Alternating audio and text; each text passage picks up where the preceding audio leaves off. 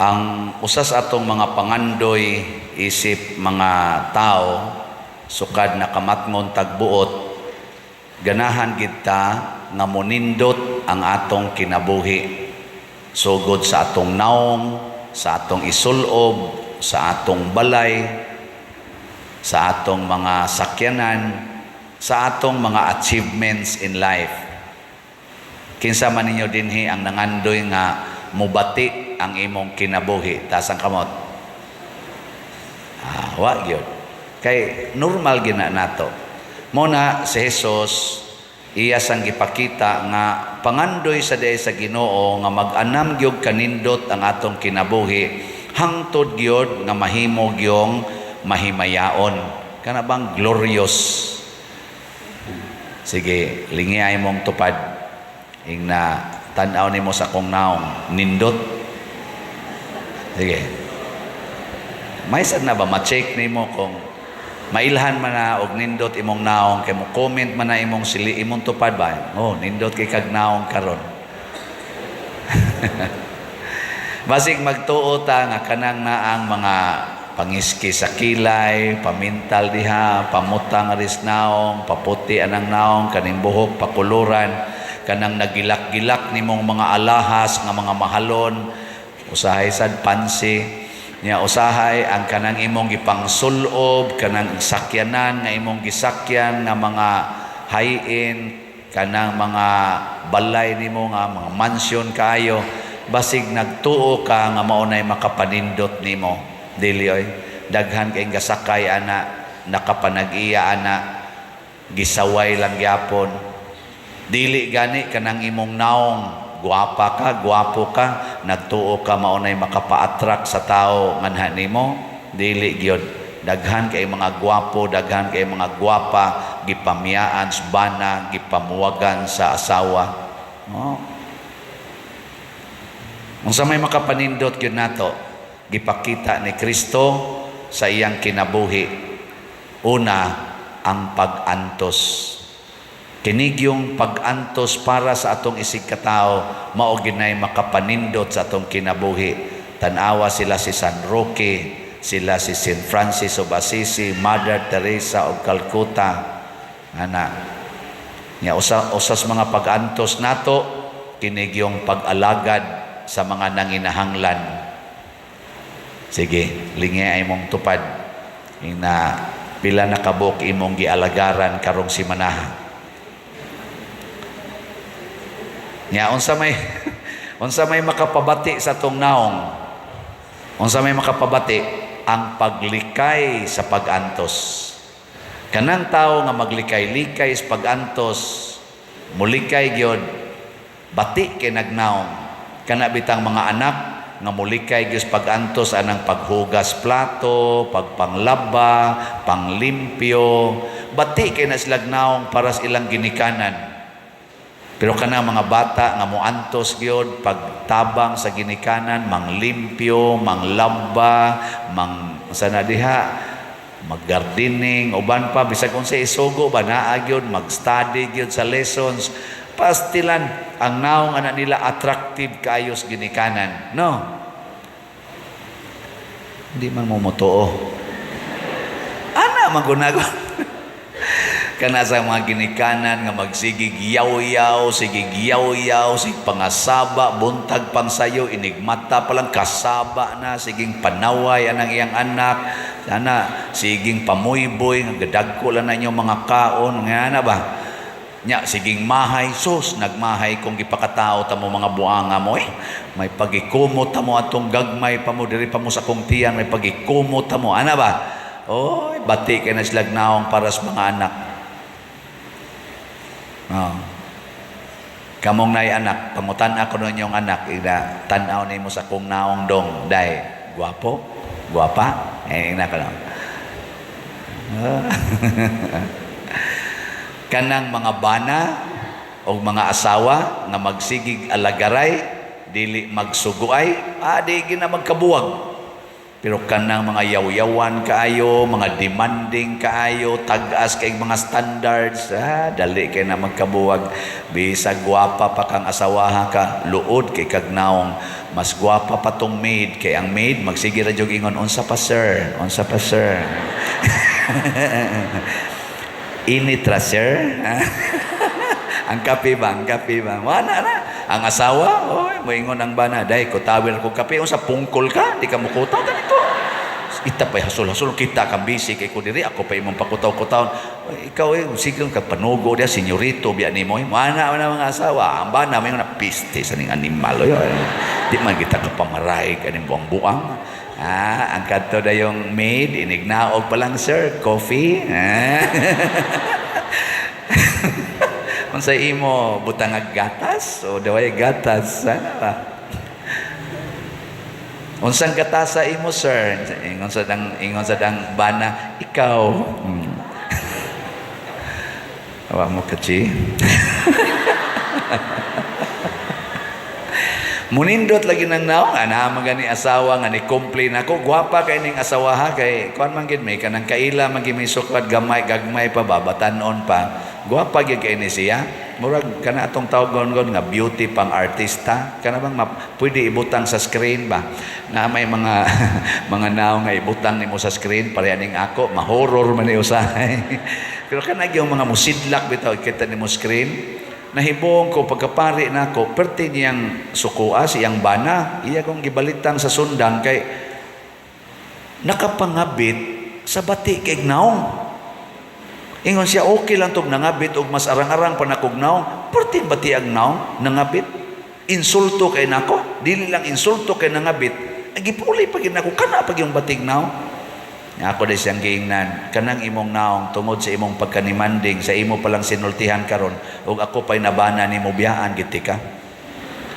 Kay kuan kay ka, reklamador kay kastanan, imo i-compare sa imong kaugalingon. Ana, nya unsaon man nga katong imong giingon nga batig naong raman ato muragwa kapasar sa imong standard, pero ang kasing-kasing ato gagilak-gilak man sa pagkamahigugmaon o pagkamaalagaron. Na dito gid imong asawa, ikaw sige kagyaw-yaw, si kagyaw-yaw kanang imong naong mo bati gina. Siya daghan ra bang nanguyab nako pa din. Ako baos kay kuan sugtong din ako. Sige sugta. Di ba igo ra sad ka nang pahimuslan, human luod na sad kag naong. Ana. Ngay ko na bilingi ako na imong tupad. Pangutan-a siya, ing natanaw nimo sa kong naong attractive. Ing na ko no. Sige na. Imong tupad ba? Kanang nahadlok mulingi mga buangon na. Siguro na sila nga di gid sila attractive. Attractive. Nya unsa man na kana gyong muantos mualagad sa iyang isig katao. Muna nga si Kristo iyang gi-assured ang iyang mga apostoles ay mo kabalaka sa pagsunod sa akong mga pulong. Kay matud pa diri sa amahan gikahimutan ko ni siya, pamatian ninyo siya, sundan ninyo siya. Kay ngano man ang pulong sa Ginoo kanunay mutudlo nato unsay makapanindot sa atong kinabuhi. Why pulong sa Ginoo nga dili makapanindot sa kinabuhi? Kanalang mingon siya, pasaylua ang imong isig katao, kapito, pagkanindota na. Kanang moingon si Kristo, kung kamo magpahulam, ayaw na mo paningil og bayad, pagkanindota gid anang sugua. No? Kung kamo mo trabaho, ayaw mo pangayog sweldo, dawat lang mo bisag unsay ihatag ninyo, pagkanindota, way mag-strike, way magsigig libak, tanan. No? Awa mo nindot yan na? Kanindot ana. Nindot kayo. Ibaligya ang tanan nimong katigayunan o ang halin ihatag ngadtos mga kabos. Pagkanindot ana, hurot gyud kahalin atong slots ana. Ibaligya ra na inyong balay, nya ipalit og slot, hurot dayon na. Labi nag inyong ipalit og 4-slot challenge. Karon ra ba katapusan ro nato nga 4-slot challenge. St. John Mary Vianney Sunday karon para ro namong mga parish priest, kay amo maning patron sa mga parish priest si St. John Mary Vianney. Nalipay ba mo nga upat na ko katuig dinhi isip inyong parish priest? Nalipay? Ipakita ang inyong kalipay. Palit mo og 4 slots kamong wap akapalit, no? Salamat kay inyo kong gilipay kay ang atong halin sa atong SBF DAG sa atong slots. Mas dako na kaysa nahibilin. As of yesterday, ang atong SBF DAG nahalina na og 39,301 ka slots. Pakpak. Ang nahibilin, 36,699 na lang ka slots. Gamay na lang. Nya ang atong 4-slot challenge, 1,000 raman tatoy akong gihangyo. Karon, as of yesterday, niabot na og 1,571 ka slots. Pakpak. So last day karon sa atong 4-slot challenge, pero unya patingalin is mga huibis or bernes nato i-final kay sigihan pa man natog dawat ang mo hatag labinas mga online parishioners. So pamalit pa mo. Pero di na to ma-announce, di na ta mo kuan ani mangimbitar sugod karon si Manaha human ani.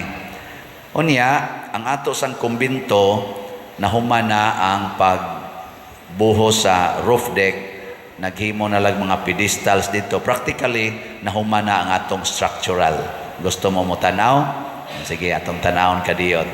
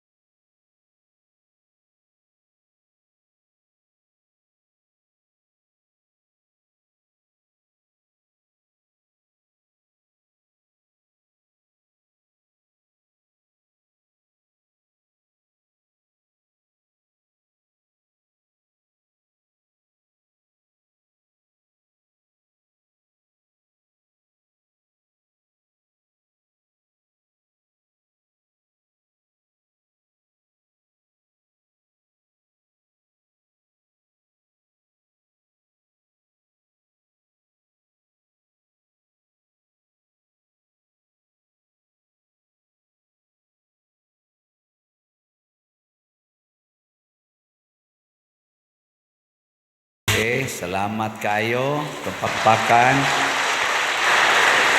Kadtong gipanghimo nga gisaka ngadto sa babaw nga mga bag-o na sang mga kuan, columns, kuan to siya para nato sa mga pedestals nato para sa tungtungan sa atong bag-ong tangkis tubig niya ang kadto sang atong image ni San Vicente Ferrer nga ibutang dito sa ibabaw. So practically humana ang atong structural magpadayo na taghimo sa atong mga architectural. Salamat gyud kayo ani.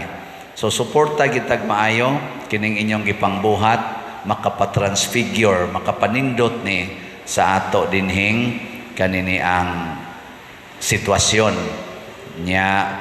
Suportahi sad kanunay ang atong YouTube channel kaning Padresiano Ubod kay para sad ni sa atong charitable fund para sa atong Paris Caritas. As od atong Hunyo, month of June, ang atong nadawat nga monetization gikan sa YouTube para aning atong account na Padresiano Ubod nakadawat ta og 134,000 pesos. Pakpakan na to ang tanan nga mga viewers. Kinsa ninyo dinhi ang magsigig yung view kada adlaw sa atong YouTube channel? Tasang kamot. Ala ka jutay. Kamong tanan pag biyo-biyo san mo dihay, sige lang mo tanaw ng porn. Kana sang atong kuan, kana sang atong biyo. Sige lang mo anang online sabong. Tanaw na lang sad mo anang atong mga kuan. Biyo, makat-on pa mo, makashare pag yun. Salamat kayo ana. Unya, ako sang panapos aning atong humili nga kining unang pagbasa nga naghisgot sa harianon nga kahimtang sa Ginoo gasigig hisgot og kayo kalayo ba matod pa diri na ako noy sa to kana ganing trono nga kalayo nagdilaab ligid nga kalayo naasay suba nga kalayo kining kayo mao gini ang mo purification kanang taong manggihatagon o maalagaron ang kasing-kasing sa dana ma-purify. Pero inig-purify na anang kasakit. Sakit man ang kalayo, mo purify na siya tungod kay tangtango niya ang mga bati nato. Nya sakit man na siya inigtangtang, tuguti lang ang mga kasakit. Mao na ang pag-antos, mo purify na nato, gitawag nag fiery furnace. Mao na siya ang representative sa kalayo sa atong kinabuhi kanang kasakit aron maliwat tas Ginoo. Mo na si Kristo gigamit gid niya ang kasakit. Si Saint John Mary Vianney daghan kay kasakit, si San Roque daghan kay kasakit. Practically tanang mga santos daghan kay giagi ang kasakit. Pero inighuman sa kasakit mulgawas dayon ang mahimayaon nga kalipay o panagway. Sige, katapusang lingi sa imong tupad. Ing nasugod karon mangita na tagkasakit. Sige, ing na. Sige na. Ing na dayon. Na. Inyag na gani mo yung mga silingan or imong nailhan nga naghilak tungod sa kasakit. Ing na, congratulations. Mo transfigure na ka. Munindot na imong naong. Labi nang nangahibat diri ang naong. Og hilak ba? Nindot kay kag naong nga nainighuman. Hilak lang. Kana din agi na mudaghan ang ma-stress, din madaghan ang maghikog kay nakasabot naman ta nga ang kasakit di ay pulos di ni magdaan nato sa mahimayaon nga kinabuhi. Manindog ta.